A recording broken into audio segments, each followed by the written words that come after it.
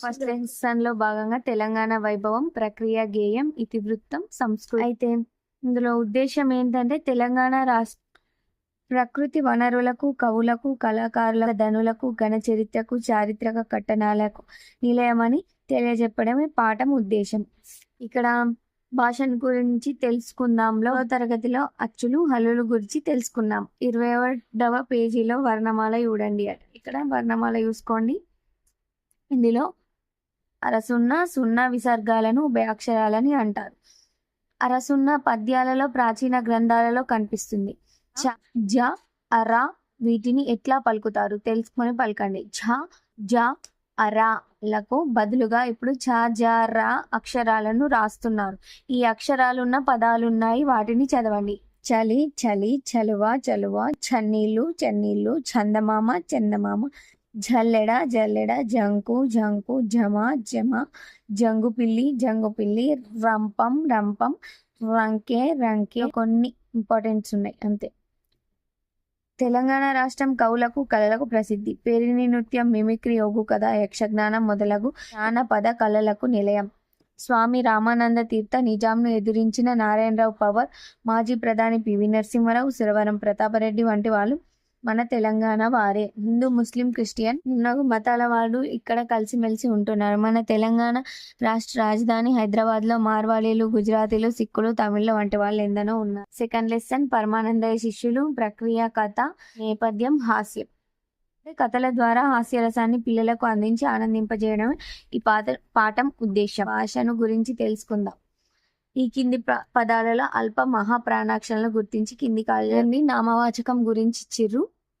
గీత గీసిన పదాలు గమనించండి. రాజు, రఫీ, మోషే, శ్రావణి, రాధిక, సుల్తానా, హైదరాబాద్, కరీంనగర్, వరంగల్, నల్గొండ, మహబూబ్నగర్, రంగారెడ్డి, ఆదిలాబాద్, నిజామాబాద్, ఖమ్మం, అరటి, జామ, బత్తాయి, సపోటా. ఇట్లా గీత గీసిన పదాల్లో వ్యక్తుల పేర్లు, జిల్లాల పేర్లు, పండ్ల పేర్లు ఉన్నాయి కదా. ఇట్లా వ్యక్తుల, వస్తువుల, ప్రాంతాల పేర్లను తెలిపే వాటిని నామవాచకాలు అంటారు. వినాయక చవితి పండగ, ప్రక్రియ, వ్యాసం, ఇతివృత్తం, సంస్కృతి, సాంప్రదాయాలు.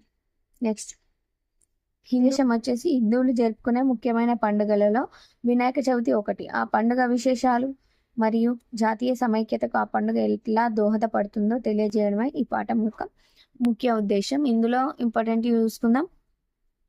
భారతదేశంలో జరుపుకునే ముఖ్యమైన పండుగల్లో వినాయకుని పుట్టినరోజునే వినాయక చవితి ఒకటి. దీన్నే వినాయక చతుర్థి లేదా గణేష్ చతుర్థి అని కూడా అంటారు. ఈ పండుగ భాద్రపద మాస శుక్లపక్ష చతుర్థి నాడు వస్తుంది. నెక్స్ట్ ప్రమద గణాలు. శివునికి ప్రమద గణాలు ఉంటాయి. ఆ ప్రమద గణాలు తెచ్చిన ఏనుగు తలను బాలుని మొండానికి అతికించారు. మనకు స్టోరీ తెలుసు కాబట్టి ఇది నేను చెప్పట్లేడు. శివపార్వతులు గణేశుడని పేరు పెట్టారు. అల్లారుముద్దుగా పెంచుకోరు. గణేశుడు అనింద్యుడు అనే గణేశుడు అనింద్యుడు. ఓకే, ఎలుక వాహనంగా చేసుకొని కైలాసం అంతా ఆనందంగా తిరుగుతున్నాడు. నెక్స్ట్ ఒకరోజు కుమారస్వామి కొంచెం పెద్దయ్యాక నెమల్ని తన వాహనంగా చేసుకున్నాడు. ఒకరోజు దేవతలంతా కలిసి పరమశివుని దగ్గరికి వచ్చారు. మానవుల సమస్యలు తీర్చడానికి మాకు ఒక నాయకుడు కావాలంటే ఆ నాయకునికి కుమారస్వామి, గణపతికి ఇద్దరికి మధ్యలో పోటీ పెడతారు అన్నట్టు. ఆ పోటీలో ఎవరు నెగ్గుతారనేది ఈ లెసన్. అందులో గెలిచిన వారు మానవుల సమస్యలను పరిష్కరించే గణనాయకుడు అవుతాడని నెక్స్ట్ వెంటనే నారాయణ జపం చేస్తూ శివపార్వతుల చుట్టూ భక్తితో 3 సార్లు ప్రదక్షిణం చేశాడు గణేశుడు. అంతే ముల్లోకాల ఉన్న 3,50,00,000 నదుల్లో స్నానం చేసిన ఫలితం వచ్చేసింది. అంటే స్వామి విఘ్నరాజువు కాదగిన అర్హత కలవాడివి నీవే అని గణేశుడిని కౌగలించుకున్నాడు. ఇలా వినాయకుడు గణనాయకుడు అయ్యాడు. ఆ రోజే గణేష్ చతుర్థిగా ప్రసిద్ధి చెందింది. ఆ రోజున మట్టితో చేసిన వినాయకుని విగ్రహానికి పూజలు చేయడం ఆచారమైంది. ప్రాచీన గ్రంథం ముద్గల పురాణం ప్రకారం వినాయకుడిని 32 రూపాల్లో పూజిస్తారు. వినాయకుడు కార్యారంభాలకు కూడా అధిపతి. అందుకే ఏ పని ప్రారంభించిన విఘ్నాలు తొలగించడానికి వినాయకుడిని పూజను విధిగా చేస్తారు. పూలతో పాటు ప్రత్యేకంగా 21 రకాల ఆకులతో పూజ చేస్తారు. వినాయకునికి ఇష్టమైన ఉండ్రాళ్ళు, లడ్డూలు, కుడుములు, పండు నైవేద్యంగా సమర్పిస్తారు. నెక్స్ట్ నవరాత్రి వేడుకలను గొప్పగా చేస్తారు. నెక్స్ట్ వినాయక చవితిని జాతీయ సమైక్యత కోసం వినియోగించిన ఘనత బాలగంగాధర్ తిలక్ గారికి దక్కింది. బ్రిటిష్ ప్రభుత్వంతో పోరాడడానికి ఐకమత్యం అవసరమని ఆయన గుర్తించారు. అందుకని 1892లో వినాయక చవితిని సాంఘిక సంబరంగా నిర్వహించారు. ఖైరతాబాద్లో ఏర్పాటు చేసే విగ్రహం భారీగా ఉంటుంది. వినాయకుని విగ్రహాలను రకరకాల ఆకృతులలో తయారు చేస్తారు. వాటికి 9 రోజులు పూజా కార్యక్రమాలు నిర్వహిస్తారు. గజాననుడు గణాలకు అధిపతి అయినందువల్ల గణపతి అని అంటారు. విశిష్టమైన నాయకుడు అయినందువల్ల వినాయకుడు అని అంటారు. విఘ్నాలకు అధిపతి అయినందువల్ల విఘ్నేశ్వరుడు అని అంటారు. బాణ వంటి పెద్ద పొట్ట కలిగినందువల్ల లంబోదరుడని అంటారు. ఇవి భాషను గురించి తెలుసుకుందాంలో భాగంగా కింది వాక్యాల్లో నామవాచక పదాలు. దాని కింద గీత గీయండి అని ఇచ్చాడు. గోపి హైదరాబాద్ కుక్క. గీతా రాధా ఫాతిమా రజియా. గోదావరి తెలంగాణ. కింద వాక్యాలు చదవండి. గీత గీసిన పదాలు చూడండి. లక్ష్మి తెలివైన బాలిక. ఆమె రోజు కథల పుస్తకాలు చదువుతుంది. పై వాక్యంలో లక్ష్మి నామవాచక పదం. ఆమె అనే పదాన్ని లక్ష్మికి బదులుగా వాడారు. నామవాచకానికి బదులుగా వాడే పదాలను సర్వనామాలు అంటారు. రహీం బడికి వెళ్ళాడు. అతడు. అనిత పొలానికి వెళ్ళింది. ఆమె. పిల్లికి బదులు అది. రవి, ఖాన్, జాన్. ఈ ముగ్గురిని కలిపిరు కాబట్టి వాళ్ళు. ఓకేనా? ఆనందించులో భాగంగా దీని ఉద్దేశం విరామకాల సద్వినియోగం. చదువు ఆనందించుది. అది కూడా బిట్ రావచ్చు, చూసుకోండి. పడవలు చేద్దాం. రారండోయ్ రారండి పిల్లలారా రారండి. నింపుకొని దాచుకొని. ఇదే అలంకారం అంత్యానుప్రాస. దీని మూలం ఎన్సీఆర్టీ పాఠ్య పుస్తకం. 4 పంటసిరి రావెల్ల వెంకటరామారావు చైతన్య స్రవంతిలో వచ్చింది. ప్రక్రియ గేయం నేపథ్యం దేశభక్తి శ్రమ పట్ల గౌరవం. ఇది రావెల్ల వెంకటరామారావు చైతన్య స్రవంతి. కుందంలో భాగంగా చూసుకుంటే హైదరాబాద్ తెలంగాణ రాష్ట్ర రాజధాని. అది అందమైన నగరం. రుద్రమదేవి ఆమె. సునీత రజిత వారు. సింహము దానికి. గోపి అతను. చదువు ఆనందించులో భాగంగా మళ్ళీ రంజాన్ లెసను. ఓకే. ముస్లింలు జరుపుకునే పండుగ రోజుల్లో రంజాన్ ఒకటి. ఈ పండుగను ఈద్ అని, ఈదుల్ ఫితర్ అని వ్యవహరిస్తారు. ఫసలి కాలమానం ప్రకారం రంజాన్ నెల మొదటి రోజు నుండి ప్రారంభం అవుతుంది. ఆ రోజు రాత్రి చంద్రుడి దర్శనం చేసుకున్నప్పటి నుండి 30 రోజులు ఈ పండుగ జరుపుకుంటారు. ఈ నెల రోజులు మహమ్మద్ ప్రవక్త బోధనలను పఠిస్తారు. నెలలోనే జకాత్ ఇస్తారు. సంవత్సరానికి ఒకసారి తమ ఆస్తి సంపదలపై ఓ లెక్క ప్రకారం పేదలకు చేసే దాన ధర్మాలనే జకాత్ అంటారు. నెక్స్ట్, ప్రతిరోజు మసీదుకు వెళ్ళి కనీసం 5 పర్యాయాలు నమాజు చేస్తారు. వీటితో పాటు ప్రత్యేక నమాజ్ తరావీహ్ కూడా చేస్తారు. నెక్స్ట్, మసీదుకు వెళ్ళలేని వారు ఇళ్ల వద్దనే భక్తి శ్రద్ధలతో నమాజ్ చేస్తారు. ఈ రంజాన్ మాసంలోనే పవిత్ర గ్రంథం ఖురాన్ అవతరించిందని మహమ్మదీయుల విశ్వాసం. రంజాన్ మాసంలో తెల్లవారుజామున 4 గంటలకే నిద్రలేస్తారు. కాలకృత్యాలు తీర్చుకుంటారు. సూర్యోదయానికి సుమారు 1.5 గంటల ముందే భోజనాలు చేస్తారు. ఇలా చేసే ఉపవాస ప్రారంభాన్ని సహేరీ అని అంటారు. సాయంత్రం చేసే ఉపవాసాన్ని విడిచి నమాజ్ చేస్తారు.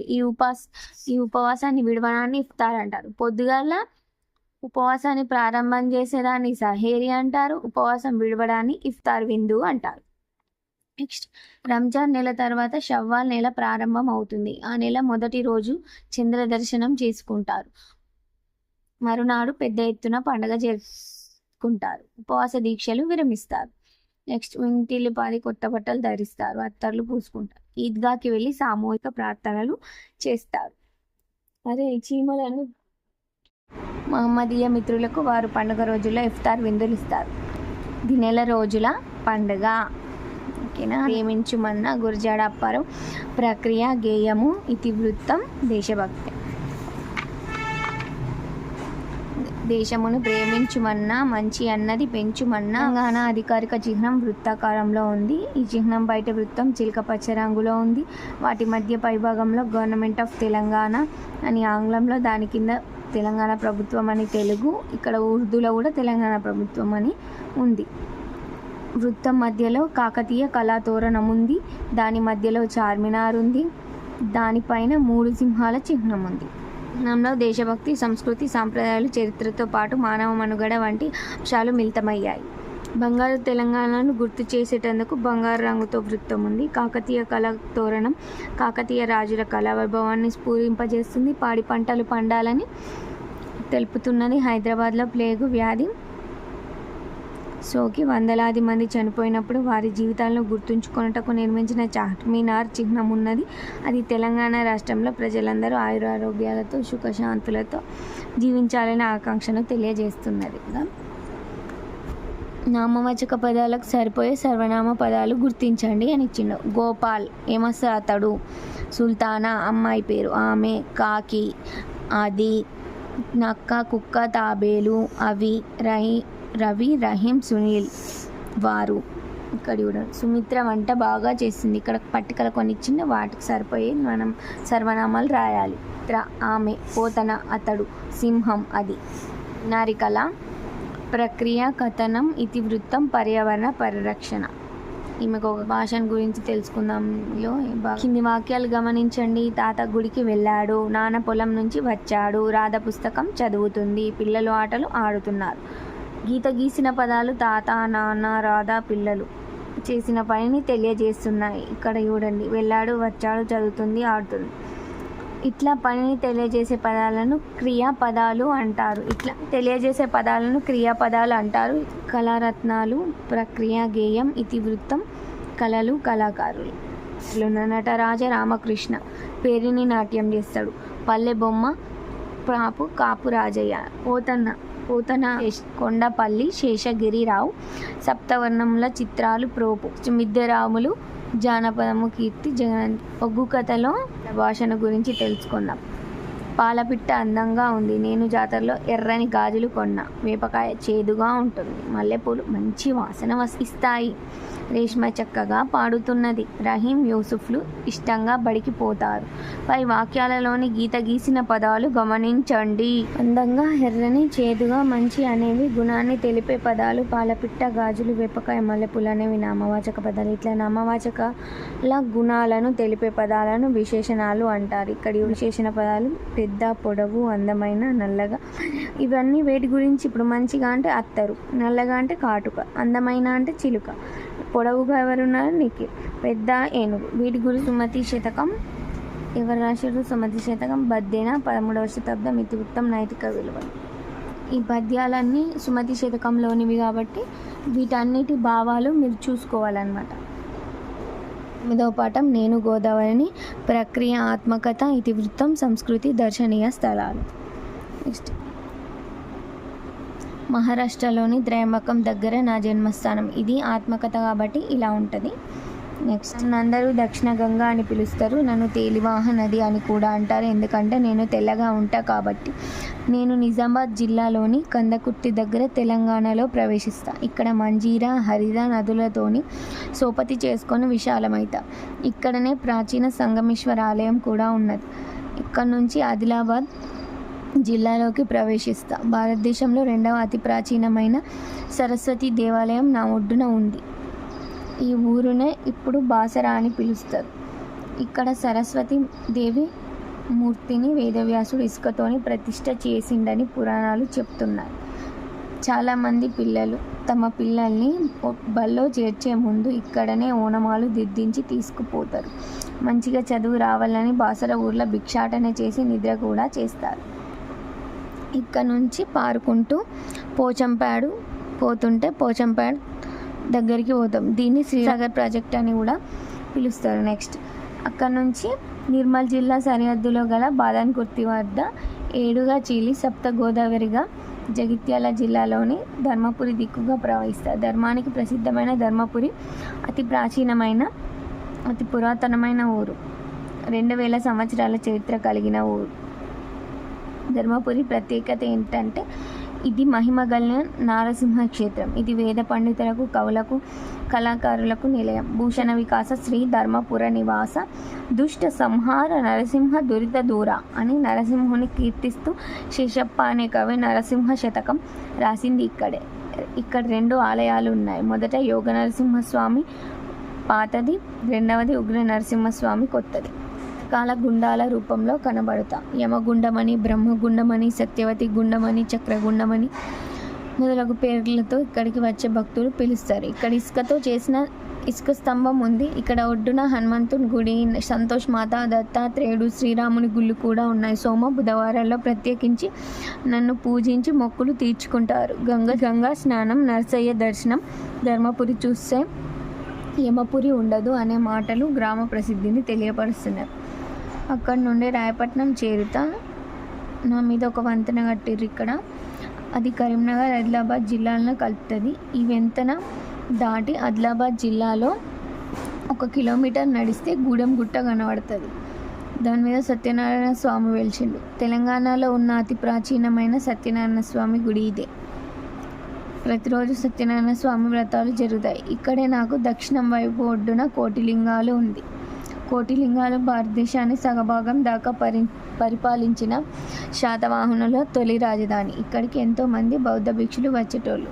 ఇక్కడ క్రీశకం 1వ శతాబ్దంలో హలుడనే రాజు 700 కథలతో గాథా సప్తశతి పేరు మీద ప్రాకృత భాషల సంకలనం చేశాడు. పాత చరిత్రకారుడు మెగస్తనీస్ ఇండికా అనే గ్రంథంలో భారతదేశంలో తను చూసిన గొప్ప కోటగూడల నగరంలో కోటిలింగాలు ఒకటని రాశాడు. ఈడ నా పేరు మీద ఒక ఊరు కూడా వెలిసింది. దాని పేరు గోదావరి కని. ఇక్కడ తీసిన బొగ్గు పక్కనే ఉన్న రామగుండం ఎన్టీపీసీలోనే కాకుండా ఇంకా చాలా ప్రదేశాలకు తీసుకుపోయి విద్యుత్ ఉత్పత్తి చేస్తారు. రామగుండంలో తయారయ్యే విద్యుత్తు దక్షిణ భారతదేశానికంతా వెలుగు పంచుతుంది. ఇక అక్కడి నుంచి చక్కగా మంత్రకూటం చేరుతుంది. దీనిని ఇప్పుడు మంతని అని పిలుచుకుంటున్నాం. గతంలో దీన్ని మంత్రపురి అనేవారు. అక్కడ ఒడ్డునే గౌతమేశ్వర ఆలయం ఉంది. మంతనిలో అతి ప్రాచీనమైన భిక్షేశ్వరుని గుడి, ఓంకారేశ్వరుని గుడి, శీలేశ్వర సిద్ధేశ్వర ఆలయం, మహాలక్ష్మి గుడి ఉన్నది. మంతని వేద పండితులకు నిలయం. ఇక్కడ ఎప్పుడు అన్నదానం జరుగుతుంటుందని ప్రతీది. ఇట్లాగే ఇక్కడ కరువు కాటకాలు రావని నమ్మకం. ఇంకో విషయం ఉన్నది. మంతనికి కొద్ది దూరంలో ముసళ్లను సంరక్షించే కేంద్రం ఉన్నది. చెన్నూరులో ఉత్తరం దిక్కు ప్రవహిస్తా. అందుకే నన్ను ఇక్కడ ఉత్తరవాహిని గోదావరి అని పిలుస్తారు. ఇక్కడ గొప్ప వేద పండితులు, కవులు, సంగీత కళాకారులు ఉన్నారు. ఇక్కడ అగస్త్య మహాముని స్థాపించిన అంబా అగస్త్యేశ్వర ఆలయం, జగన్నాథ స్వామి ఆలయం ప్రసిద్ధమైన. చెన్నూరు నుంచి ముక్తిని ప్రసాదించే కాళేశ్వరం దిక్కు కదులుతాది త్రివేణి సంగమం. నా లోపల ప్రాణహిత సరస్వతి నదులను కలుపుకుంటా కనుకనే త్రివేణి సంగమం అంటారు. ఇక్కడ ఒక ఎనవట్టంపై 2 లింగాలు ఉండటం ప్రత్యేకత. ఒక శివలింగం కాళేశ్వరుడు, ఇంకొకటి ముక్తేశ్వరుడు. సమ్మక్క సారలమ్మలు జన్మించిన వరంగల్ జిల్లాలో ప్రవేశిస్తా. ఇక్కడ సమ్మక్క సారలమ్మ పేరు మీద ఆసియా ఖండంలోనే అతిపెద్ద గిరిజనుల జాతర జరుగుతుంది. దాన్ని అక్కడ దాకా పోదు, దాన్ని కొంచెం దూరం నుంచే మొక్కుతుందట. అడవుల జిల్లా ఖమ్మంలో ప్రవేశించగానే ఒళ్ళు పులకరిస్తుంది. సీతమ్మ, శబరి నది, రాముడు గుర్తుకొస్తాడు. ఎన్నో కష్టాలు పడి రామదాసు భద్రాచలంలో రాముని గుడి కట్టించిండు. శ్రీరామనవమి రోజున లక్షల మంది స్వామిని దర్శించుకుంటారు. తర్వాత పాపికొండల అందాలను తిలకిస్తూ తెలంగాణ రాష్ట్రం దాటి ఆంధ్రప్రదేశ్ రాష్ట్రంలోకి ప్రవేశిస్తా. అంతర్వేది దగ్గర బంగాళాఖాతంలో కలుస్తా. 12 ఏళ్లకు ఒకసారి పుష్కరాలు కూడా జరుగుతాయి. విషయం గురించి తెలుసుకున్నాంలో ఒక బిట్టు కింది వాక్యాలను చదవండి. క్రియాపదాలకు ముందు విశేషణం చేర్చి రాయండి. లత పాట చక్కగా పాడింది. ఈశ్వర్ ఉరికిండు. ఈశ్వర్ చక్కగా ఉరికాడా? బాగా ఉరికాడు. ఈశ్వర్ అభిజ్ఞ అద్భుతంగా నాట్యం చేసింది. వహీదా పెద్ద పెద్ద బొమ్మలు గీసింది. అందమైన బొమ్మలు గీసింది అని కూడా రాసుకోవచ్చు. సింహం గట్టిగా గర్జించింది. ప్రతిదినం నేను వ్యాయామం చేస్తాను. తల్లి తన పిల్లల్ని అనుక్షణం కంటికి రెప్పలా కాపాడుతుంది. ఆహా, ఈ భవనం ఎంత అందంగా ఉన్నది. ఓహో, ఈ తోట నందనవనంలా ఉన్నది. ప్రతి అను, ఆహా, ఓహో మొదలైన పదాలు ఉన్నాయి. వీటిని అవ్యయాలు అంటారు. ఎలుక విందు, ప్రక్రియ, గేయం, ఇతివృత్తం, భాషాభిరుచి. ఇంట్లో బొద్దింకలు, కొల్లలు అంటే ఎక్కువ. ఎలుక ముందు, పిల్లి వెనుక ఏగుచున్నవి, పోతున్నాయి తుదకు, చివరకు. ఇది చూడండి. మా ఊరు రామాపురం. నేను రేపు ఊరికి వెళ్తాను. చివర చుక్క ఉన్నది. ఇలాంటి చుక్కను వాక్యాంత బిందువు అంటారు. ఈ వాక్యాంత బిందువుని ఫుల్ స్టాప్ అంటారు. ఇన్ని వాక్యం చదవని పేర్ల మధ్య ఉన్న గుర్తును పరిశీలించాలి. పూజిత, రోజీ, ఇక్బాల్ పరుగు పరుగున బస్సు దగ్గరకు వచ్చారు. పై వాక్యంలో ఈ గుర్తు పేర్ల మధ్య ఉన్నది. వాక్యంలో స్వల్పంగా విరామం ఇచ్చే చోట స్వల్ప విరామ చిహ్నం కామా అంటారు. దీన్ని కామా ఉంచుతాం. కంసుడు మహాక్రూరుడైన రాక్షసుడు. కంసుని చెల్లెలు దేవకి. ఆమెకు వసుదేవునితో పెళ్లి. వీరిద్దరికి 8వ సంతానంగా పుట్టే బిడ్డ తనను తుదముట్టిస్తాడని తెలిసి కంసుడు వారిని కారాగారంలో బంధించాడు. అయితే దేవకి వసుదేవులకు 8వ సంతానంగా కృష్ణుడు. రాత్రికి రాత్రే గోకులంలో తన స్నేహితుడైన నందగోపుడి ఇంటికి చేరుకొని చడి చప్పుడు చేయకుండా ఆ పసివాడిని నందగోపుడి భార్య యశోద పక్కన పడుకోబెట్టి ఆమె పక్కలో ఉన్న ఆడపిల్లని తీసుకొని వడివడిగా చెరసాలకు చేరుకున్నాడు. గోకులంలో యశోద దంపతులు తన ముద్దుల పుత్రుడిని చూసి ఆనందం పట్టలేకపోయారు. అతనికి కృష్ణుడు అని పేరు పెట్టారు. నందగోపుని ఇంటి వద్దే వసుదేవుని మరో భార్య అయిన రోహిణి కూడా ఉన్నది. ఆమె కృష్ణుడి కంటే పెద్దవాడైన బలరామునికి జన్మనిచ్చింది. ఇద్దరు పిల్లలను యశోద దంపతులు అందరూ ముద్దుగా పెంచుతున్నారు. మొదట పూతన అను రాక్షసిని పంపించాడు. కంసుడికి శ్రీకృష్ణుడి గురించి తెలిసింది. చిన్ని కృష్ణుని సంహరించడానికి మొదట పూతన అను రాక్షసిని పంపించాడు. ఆ రాక్షసి అందమైన గోపిక రూపంలో గోకులానికి వెళ్ళింది. కృష్ణుడు పాలు తాగే నెపంతో ఆమె ప్రాణాలు పోయేలా గట్టిగా దెబ్బతీశాడు. పెద్దగా అరుస్తూ పూతన తన నిజ స్వరూపంలోకి మారి నేలపై పడి మరణించింది. ఊయల్లా పడుకొని ఉన్న కృష్ణుని చంపడానికి కాకాసురుడు కాకి రూపంలో వచ్చాడు. కానీ చిన్నారి కృష్ణుడు చిరునవ్వులు చిందిస్తూ ఎడమ చేతితో ఆ కాకి గొంతును గట్టిగా పట్టుకొని గిరాగిరా తిప్పి విసిరేశాడు. అది కంసుని సభా మండపాన పడి మరణించింది. నెక్స్ట్ బొమ్మ గుర్రం. ప్రక్రియా కథ ఇతివృత్తం.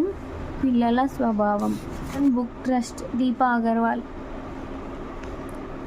వాక్యాంత బిందువు, విరామకాల చిహ్నాలను సరైన చోట గుర్తించండి అని ఇచ్చిర్రు. నెక్స్ట్ కింది పేరాన్ని ఇది క్వశ్చన్ మార్క్ 0 ఇది వచ్చిన ప్లేస్లో 0 చుట్టండి. పిల్లలు నేను వాక్యం చివర ఉంటానని గుర్తించారు కదా, నన్ను ప్రశ్నార్థక చిహ్నం అంటారు. నేను వాక్యాలకు చివరన ఉంటే ఆ వాక్యాలను ప్రశ్నార్థక వాక్యాలు అంటారు. ఇది ఉంది, దీనికి 0 చుట్టండి అని ఇచ్చిర్రు.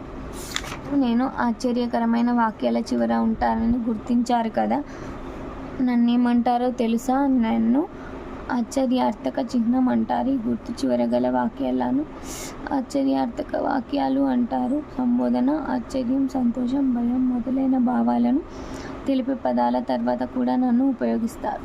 ప్రయాణం. కథనం, సామాజిక స్పృహ. పిన్ అంటే పోస్టల్ ఇండెక్స్ నెంబర్. ఆ 6 అంకెల సంఖ్యలో ఎడమ నుండి కుడికి మొదటి అంకె రాష్ట్రాన్ని, 2, 3 అంకెలు జిల్లాను, చివరి 3 అంకెలు తపాలా కార్యాలయాన్ని సూచిస్తాయి. పిన్ కోడ్ ఆధారంగా మా దగ్గరకు వచ్చిన ఉత్తరాలను ప్రాంతాల వారీగా విభజించి మూటలు కట్టి బస్సులు, రైళ్లు, ఓడలు, విమానాల ద్వారా ఆయా ప్రాంతాలకు పంపిస్తారు. పూర్వం ఉత్తరాలను పావురాల ద్వారా, దూతల ద్వారా, రౌతుల ద్వారా పంపేవారు. మనీ ఆర్డర్లు. ఉత్తరాలే కాదు, మనీ ఆర్డర్లు, రిజిస్టర్డ్ పోస్టులు, స్పీడ్ పోస్టులు, పార్సిళ్లు, పెళ్లి పత్రికలు, గ్రీటింగ్ కార్డులు కూడా పంపచ్చు. ఆధునిక సాంకేతిక పరిజ్ఞానం పెరగడం వల్ల ఎస్ఎంఎస్లు, ఈమెయిల్లు రెప్పపాటు కాలంలో ఎదుటి వారికి ఇప్పుడు లెటర్స్ పోతుంది. వ్యవస్థ ప్రాధాన్యం ఏం తగ్గలేదు. ఎన్ని సాంకేతిక సాధనాలు వచ్చినా వాటిని తపాలా వ్యవస్థ కూడా సమర్థంగా వినియోగించుకుంటుంది. టెలిగ్రామ్లతో పాటు ఈఎంఎస్ వంటి వాటిని ప్రవేశపెట్టింది. ఆన్లైన్ దరఖాస్తుల కాలం వచ్చినా సరే పోటీ పరీక్షల దరఖాస్తులను పంపించడం ఇప్పటికీ మా ద్వారానే జరుగుతున్నది. మన తపాలా వ్యవస్థ ప్రపంచంలోనే అతిపెద్దది. దాదాపు 1,50,000 పైన పోస్టాఫీసులతో సేవలు అందిస్తున్నది. 50 పైసల కార్డుతో దేశంలో ఎక్కడికైనా సమాచారం పంపించవచ్చు. ఎక్కువ సమాచారం పంపాలనుకుంటే ఇన్లాండ్ లెటర్ కవర్ల ద్వారా పంపచ్చు. పోస్టాఫీస్ ఇంకా ఏం సేవలు అందిస్తుంది? సేవింగ్ అకౌంట్లు, రికరింగ్ డిపాజిట్లు, ఫిక్స్డ్ డిపాజిట్లు, సంచయిక నిధుల ద్వారా డబ్బు పొదుపు చేసుకోవచ్చు. జీవిత బీమా పాలసీలను పొందే సౌకర్యం కూడా ఉన్నది. ఇంటికి తిరుగుతూ ఉత్తరాలు బట్వాడా చేయడం పోస్ట్ మ్యాన్లకు చాలా శ్రమతో కూడిన పని. దాని గురించి తెలుసుకుందాంలో కింది పేరా చదవండి. వాక్యాంత బిందువు, విరామకాల చిహ్నం, ఆశ్చర్యార్థక గుర్తులను అవసరం ఉన్న చోట పెట్టండి. ఇది ఎవరు? నేను. ప్రక్రియ గేయం ఇతివృత్తం ప్రకృతి పర్యావరణం. బ్రాకెట్లో గల ప్రశ్నార్థక పదాలు చదవండి. వీటి ఆధారంగా కింది వాక్యాలు ప్రశ్నార్థక వాక్యాలుగా రాయండి. ఇక్కడ ఇవి చదివి ఏ క్వశ్చన్కి ఏది వస్తుందో చూసి పెట్టమన్నది. కారం ప్రక్రియ కథ ఇతివృత్తం విలువలు.